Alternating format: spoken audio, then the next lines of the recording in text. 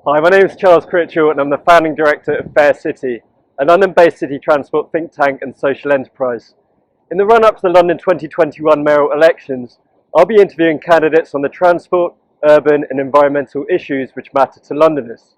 However, unlike the traditional interviews held in the back of a black cab, I'll be inviting candidates to join me in the front of a cargo bike, courtesy of cargo bike logistics company Pedal Me. So first up we have Sian. Sian is the UK Green Party co-leader, a London Assembly member, a Camden councillor and the Greens mayoral candidate. And riding for us today we have Ben Knowles, the CEO and co-founder of Pedal Me. A lot has happened since the elections were postponed a year ago, including less public transport use, the reappropriation of city space and the need for a green recovery. We intend to understand how each candidate plans to address these transport, urban and environmental issues to ensure a better future for all Londoners in the months and years ahead. So guys, should we go?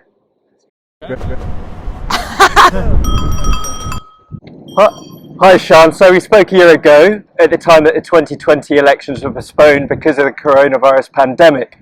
If we first look at short-term changes, what do you consider to be the single largest transport change that Londoners have faced this last year?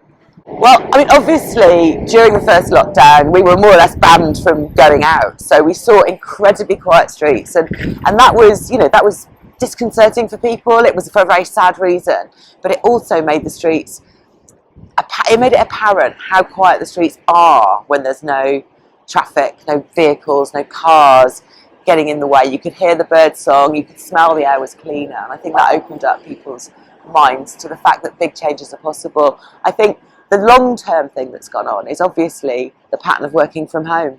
We no longer have huge rush hours, everybody coming into the town centre to work, people are working from home almost all of the time, and that is a very significant change, and it's something we'll probably carry through into the future as well, that people are wanting to work from home, not all of the time, because that you miss your colleagues, but some of the time people are now planning to stay at home and not commute, and that again opens up more possibilities for using the space on our roads differently, and it opens up possibilities for planning public transport differently.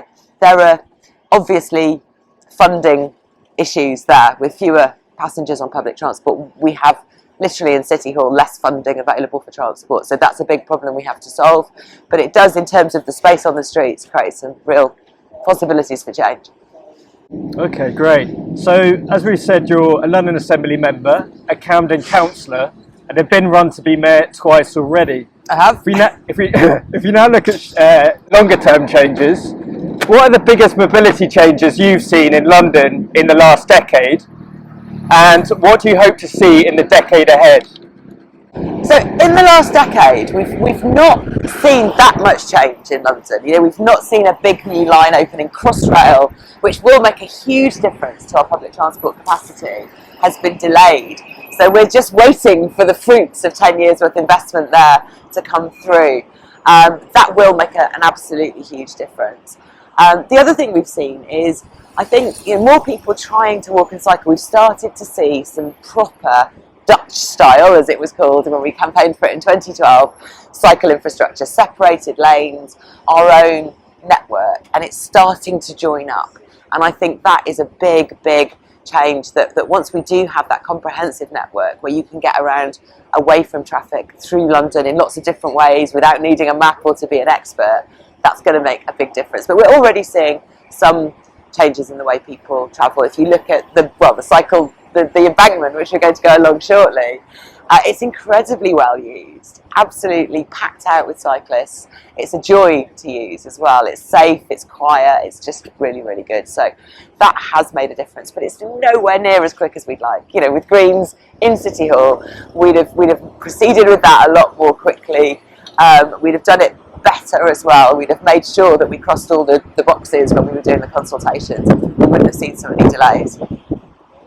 Okay, great. So, as the incoming mayor, you have become the chair of Transport for London. In response to the pandemic, the incumbent mayor and TfL have rolled out the London Street Space Plan, a programme which provides space for people using non-motorised modes.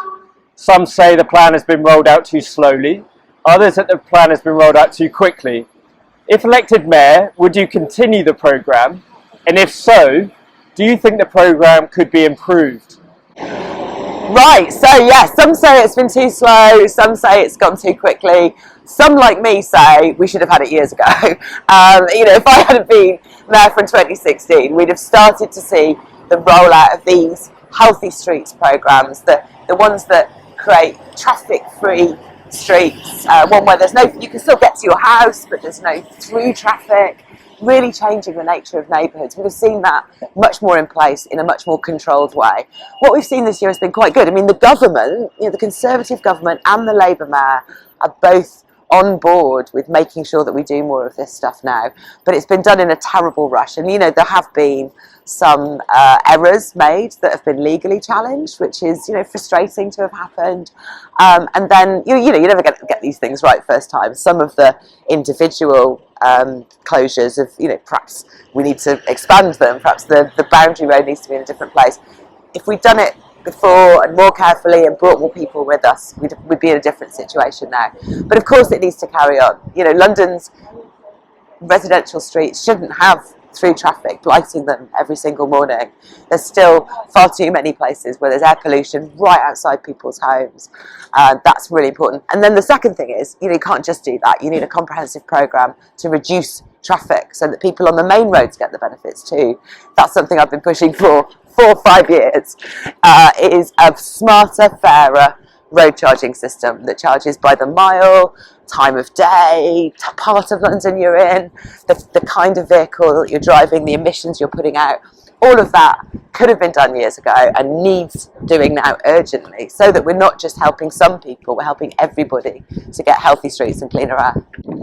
Okay, great. So something you alluded to there is an element of the Street Space Plan, which has been the implementation of low traffic neighbourhoods, or LTNs. So these are essentially residential neighbourhoods which are close to through traffic but permit local residents and deliveries. What are your thoughts on such schemes? And if elected mayor, would you work to promote or prohibit them? Oh, we absolutely need more of them, and they've got to be part of a comprehensive rethinking of how we use our streets. We'd already piloted some of this stuff before. We've done 3 what were called mini Holland schemes in different boroughs around London, and they've proved really successful. And then there was this gap, this delay before it was rolled out more widely, and that shouldn't really have happened. The benefits are clear, the evidence is in. We know that people need streets without through traffic. We know that children need to be playing out on the streets. We've appreciated that so much more during lockdown. So yeah, absolutely needs to be carried on. It needs to be done in a way that really brings people with us though. And I think there's a lot of contention, there's campaigns, very, very fierce campaigns against them now, which I think are, they're not right. The evidence doesn't back up their point of view, but also they have a right to be heard, and we need to be doing a little bit more to have that big conversation where we all think about the future and hopefully bring everybody on board eventually. Okay, great. So we're here on Cycle Superhighway number 3. We are. This is great.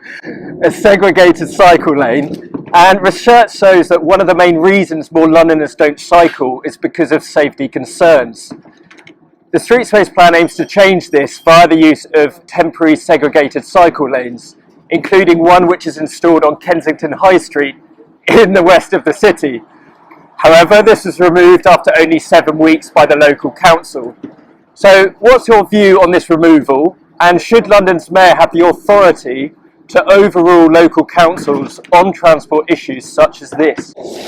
Yeah, this is a very ongoing issue actually. It was introduced as part of Street Space, a temporary lane, like we just went through roadworks there with ones like that just gave a proper cycle lane. And that was so popular. People were using it, so many videos of just school opening time, children piling along it.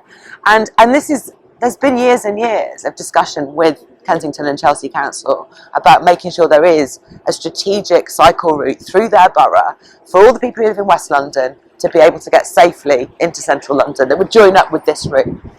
And they've stopped it every single time. They've been timid, they've heard a few objections and decided against it. That the majority of people in Kensington and Chelsea want this to happen. From a citywide point of view, it's a strategic link that's currently missing. There's a gap. It needs to be closed. And so what we've said, the Greens on the London Assembly, is that the Mayor does need to use the powers that we already have to try and get control over that road, to bring it into the Transport for London road network as opposed to the borough network. And we could be overruled by the Secretary of State if we put in the application to do this. It's not a power where we have complete authority. But I think that the case is so clear. The government are backing street space schemes. They are backing these measures. Really, they would be completely wrong to deny us the ability to use that power, to take that road under control, and to just fix this big gap that there is at the moment for safe cycling. As Mayor candidate, I've set a target to have 0 deaths on the road. Far too many people walking and cycling are killed and injured every year, and that road is a hotspot for those kinds of incidents and collisions. That's a duty you have as Mayor, to keep people safe, and it needs doing. Okay, no, so that's something we're going to talk a bit about now. So segregated cycle lanes provide all types of Londoners with an option for travelling safely. And this is significant because transport planning has traditionally been biased in favour of men over the needs of others. It's true. So if elected Mayor, what steps would you take to promote a more inclusive and a safer transport network which caters for groups which are currently marginalised? Yeah, this is a really, really good point. The previous Mayor, Boris Johnson, had this thing he said where, it's fine to cycle in London as long as you keep your wits about you. Well, that's not an inclusive attitude to have. That limits cycling to people who are fit and brave and young, and it excludes people who are very young. It excludes you. On this cycle lane, we see children able to cycle on their tiny little bikes with their parents, older people who are disabled, who use especially adapted bikes. They feel excluded if they're not given good space. So we have to be listening to those voices, making sure they're included in transport decisions. And there's one ridiculous thing on the buses. I know we're mainly talking about the roads, but on the buses there's only room for 1 buggy or 1 wheelchair, and that puts parents with children against disabled people in wheelchairs, and that is completely wrong.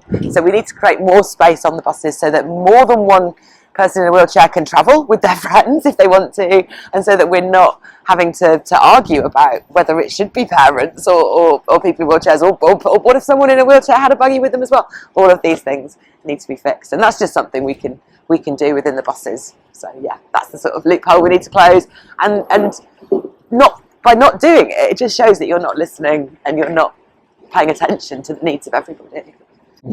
That's some really good points you've made there. I think Ben's actually got a question for you now. Yeah. All right, Ben. How are you doing today, Sian? I'm loving this. I'm loving being out, and also to see there's obviously roadworks for the sewer tunnel going on, so we've had to take a bit of a diversion off the normal route, but this is excellent, absolutely brilliant. Very good, isn't it? Yeah. My first question to you is about fair work, fair employment. So one of the things that we do as a company is that every person who works for Pedal Me is an employee and not a contractor. Our competitors mainly use contractors, and in the case of our most tax and responsibility evading competitors, they're dodging about 35% tax burden compared to us. Wow. So even though we're hugely more efficient because we use bikes and because of the way we train our people, we end up being about the same price because of that 35% tax head start that they have. So my question is, as London Mayor, I guess, first of all, what can you do about this? And second of all, what are you going to do about it? So you're not naming your competitor. but we're talking about the kind of the gig economy here, aren't we? We're talking about companies Uber, that, we're talking about City yeah. Grid. So the mayor has some powers. So over Uber, there's been a long-running battle about workers' rights, and we, the Greens in London Assembly, have supported the unions who've been supporting the Uber drivers, fighting for the ability to be recognised as actual employees, so that they get holiday pay, they get sick pay, and they're paid a guaranteed minimum wage and a living wage, and that's incredibly important. And it shouldn't be the case that companies that are doing the right thing, when we're talking about services like this, where people are paying for individual things to be done, employers who then carve that out and turn it into a precarious job where people are not getting the workers' rights they need, they shouldn't be getting a competitive advantage over you. Now, in terms of Uber, the mayor does licence private hire vehicles in London, so that is a power that we have, and we've been saying that nobody should be able to get the private hire licences and be licensed by the mayor unless they are an employer who treats workers correctly, make workers' rights a condition of getting their licence. And the current mayor hasn't done that, and I think that's a power that I would use if I were mayor. For the more delivery companies, the ones who are competing with that, I don't think we have as many powers, but if we set a standard that way, we can campaign for things to be done at a national level. These loopholes in the law that they exploit in order to exploit workers can be closed. Absolutely, and that absolutely needs to happen. And then avoiding tax is something that we've been going on about for years and years. The idea that you can pretend to be registered in another country and that your employees are there, their earnings aren't part of your tax, but it's all loopholes, and it all needs to be closed, because people who suffer at the bottom of this are the people doing the jobs every single day, and we need to be making sure that in the recovery, and we're creating more green jobs, people are respected, and that this is done in a way that builds and holds everybody up. It doesn't lead to more vulnerability, and we've seen where that ends up. So, okay. And an issue many Londoners are worried about is the city's air quality and how this may be impacted by a car-led recovery. Recent research has suggested that many London school children are exposed to dangerous levels of pollution because of proximity to major roads. These are the city's red routes, which TfL control. What steps would you take as the incoming mayor to improve air quality for Londoners? Every Londoner needs to be able to breathe clean air, and it is the work that's being done by, I think the campaign's called Choked Up, the work that's being done by clean air campaigners in general, to highlight that people on main roads, people whose schools are on main roads, where they have to travel to school and work along main roads, are breathing unnecessarily dirty air, is really, really important.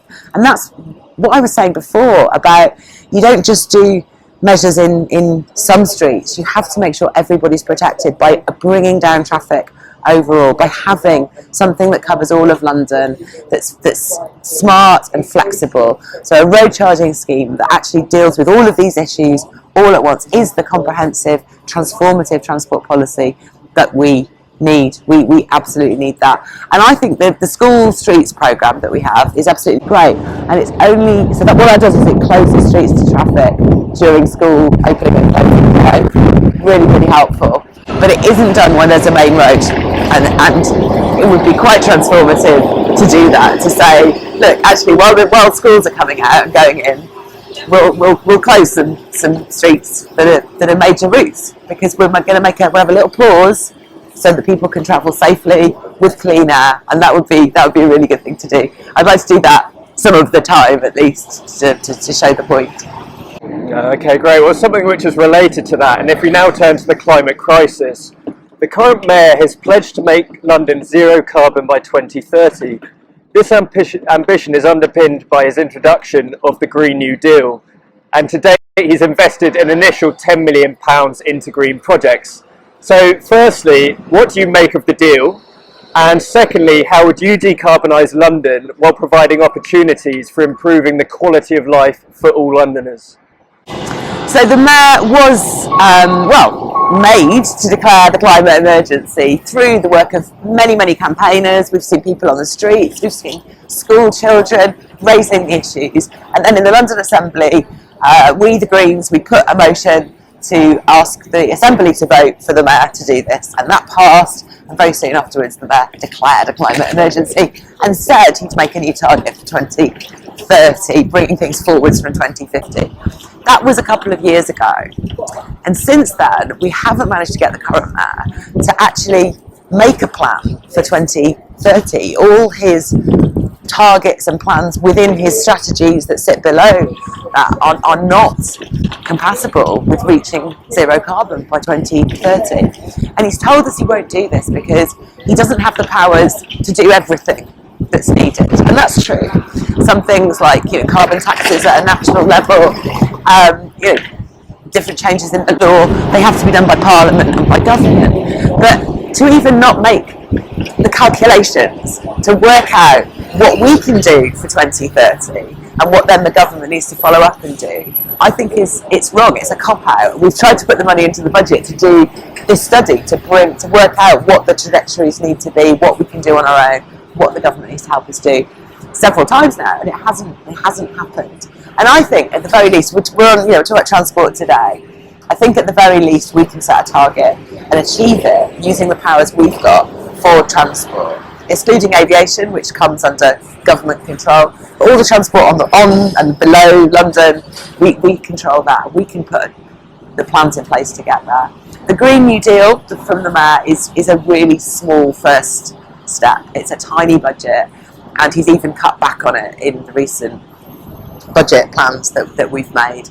Obviously money is tight in City Hall at the moment, but there's not been enough effort been made to find ways to raise money, to put money in that can be recycled, to work. There's just not the ambition there that needs to be. And I think you'll only ever get that ambition on the climate, that real commitment to get to where we need to be to prevent runaway climate chaos with a Green Mayor. It's the case. When Greens have real power, we make a difference. Governments that have that Greens in government are farther ahead on this than us, and Greens in City Hall with more power.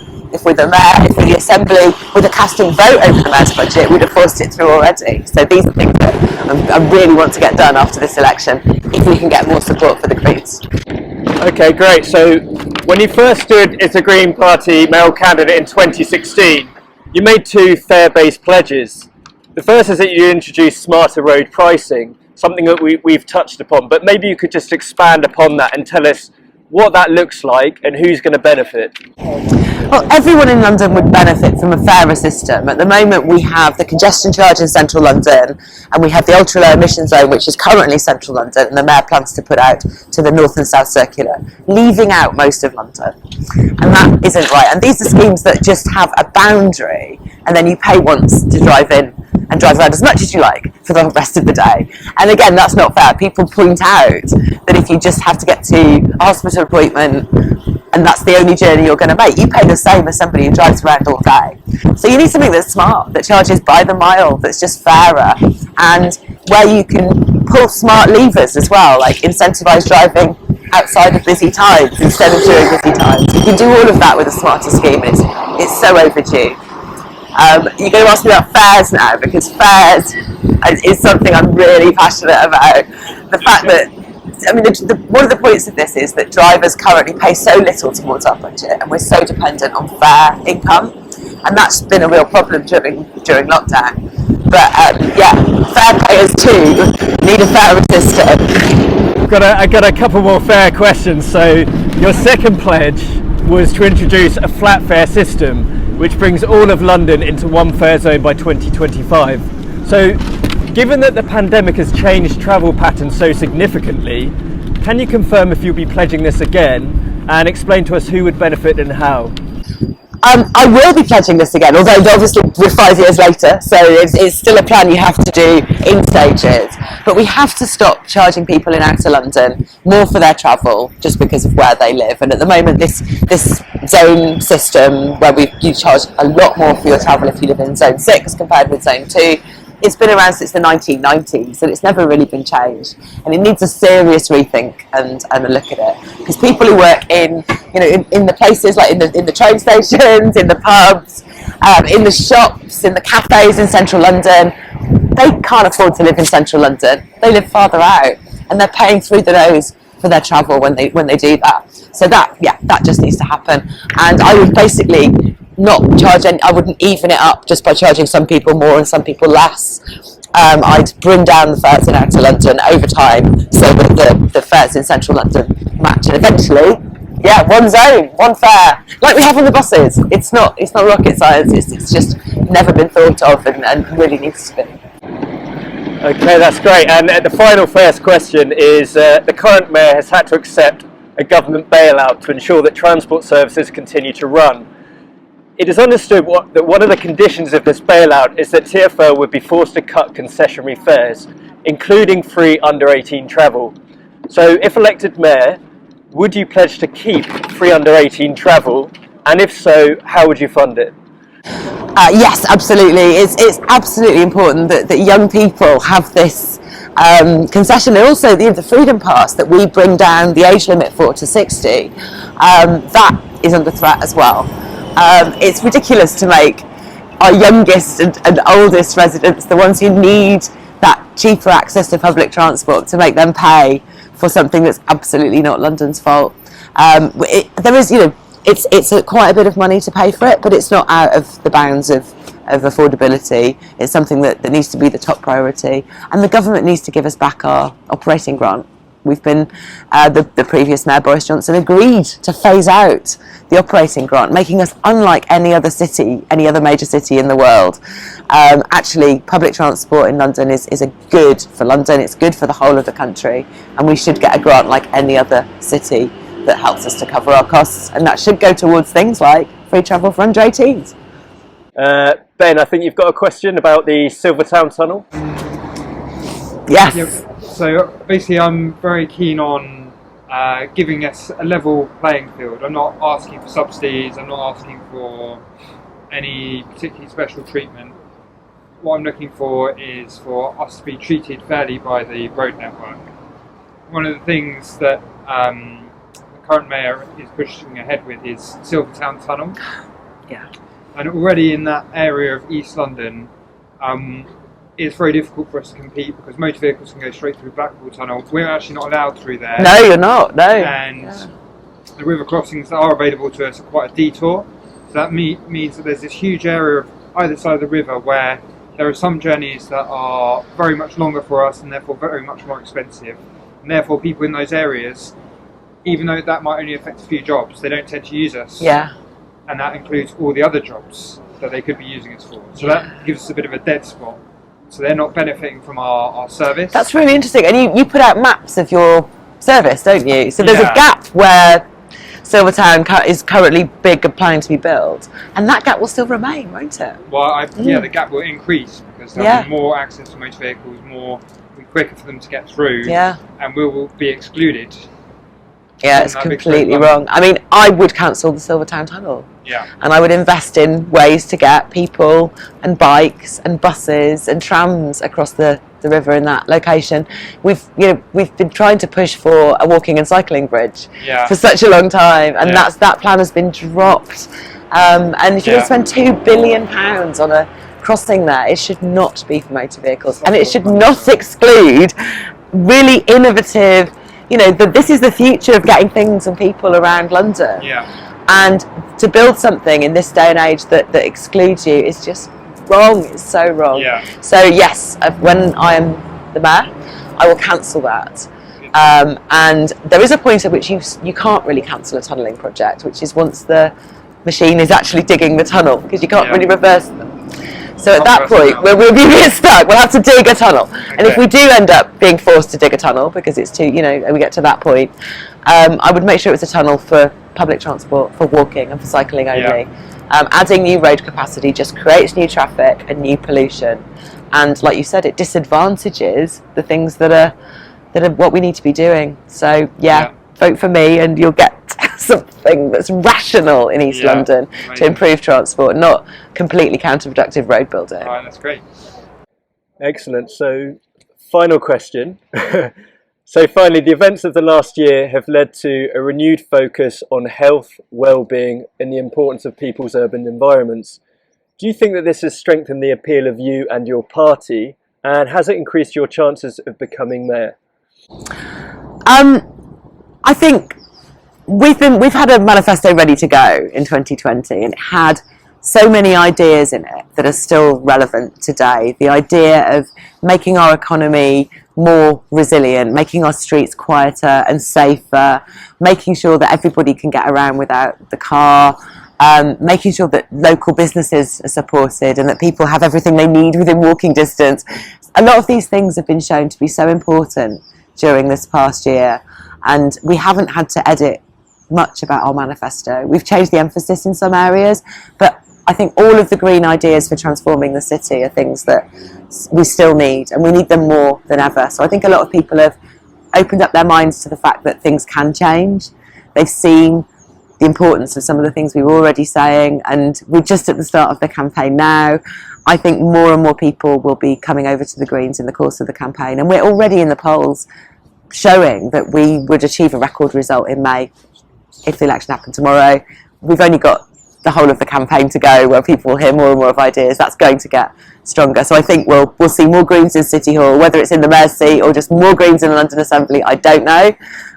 But either way, there's definitely going to be more Green voices speaking up for all of these really, really good ideas and for all of London. Excellent. Okay, great. Okay, so Sian, we're just pulling up. We've got City Hall here, and you're currently on the 7th floor as a London Assembly member. So what do you think the chances of getting up to the 8th floor in May are for you? I think Londoners have the choice of who they want to vote for Mayor. They have 2 votes for Mayor. They can put me first in the knowledge that they have another vote to use as their insurance. People should be voting for a better future, and I think there's no reason why we can't have more Greens in City Hall and a Green Mayor after the 6th of May.